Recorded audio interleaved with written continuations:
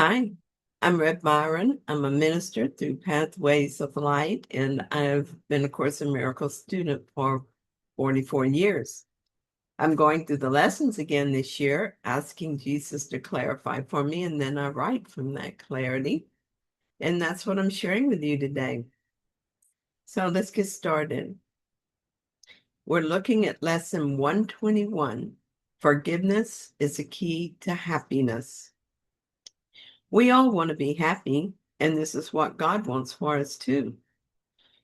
We are being given the key to happiness today, and that is such good news that we should be elated to hear it. Are you elated? Are you eager to forgive? If all I have to do to be happy is to forgive, then what's holding me back? Can it be that I don't want to forgive? I have over the years discovered that this is exactly the problem.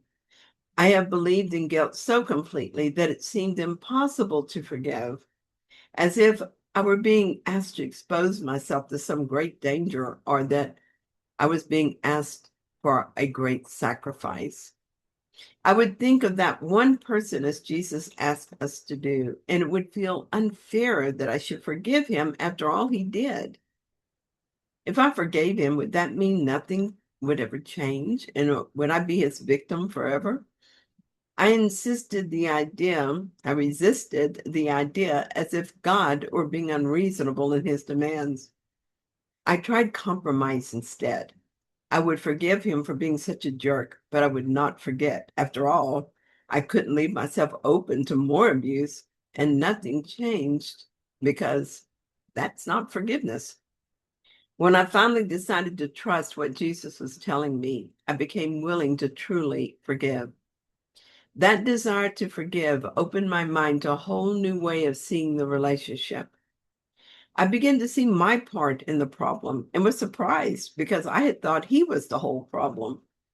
While it was a surprise, it wasn't fearful to see my mistakes because in my willingness to forgive him, I saw that I could forgive myself. Forgiveness freed me from my unhappiness and love took its place. There were many other situations over the years where it seemed I had to repeat the same lesson. I would be reluctant to forgive, insisting I couldn't, or pretending that I'd forgiven only to continue to suffer. I think I've learned my lesson because while I will sometimes need to forgive, I never question whether I should. If it takes me a little while to accept the necessity, I always do. I value happiness over being right. I value awakening over everything. Here's what I know now. This world is an experience I'm having. I can stumble through it in a dream state, or I can awaken and live it from that state.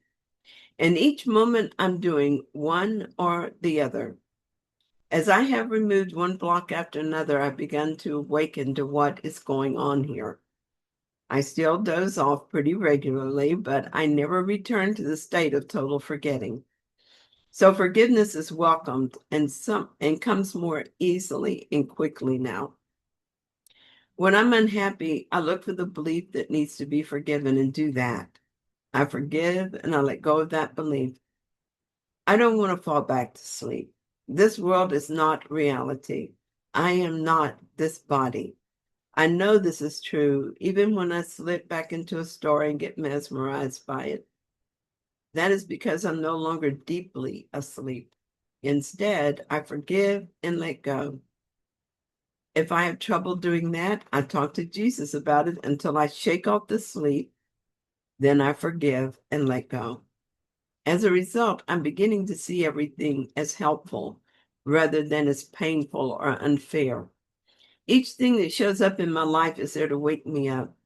I only have to take advantage of it by forgiving it. The world seems more chaotic and upsetting than usual right now, and that is the way I've been seeing it. I keep forgiving my perceptions of everyone and everything, and doing so has brought me to this more enlightened way of approaching it. The chaos is not an attack on me. It's an invitation to forgiveness and release.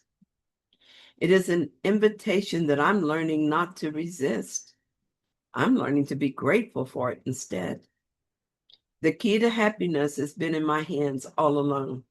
Each grievance asked to be released. Each upset asked to be reinterpreted. Each moment offers another chance to wake up. Forgiveness is no sacrifice. It is a gentle way I return to peace. And every time I accept that gift, I remember a little more of who I really am. Thank you so much for joining me in this reading. I hope that you found it helpful. If you did, then please like it. And if you haven't yet, please subscribe. And I'll be back soon with another reading.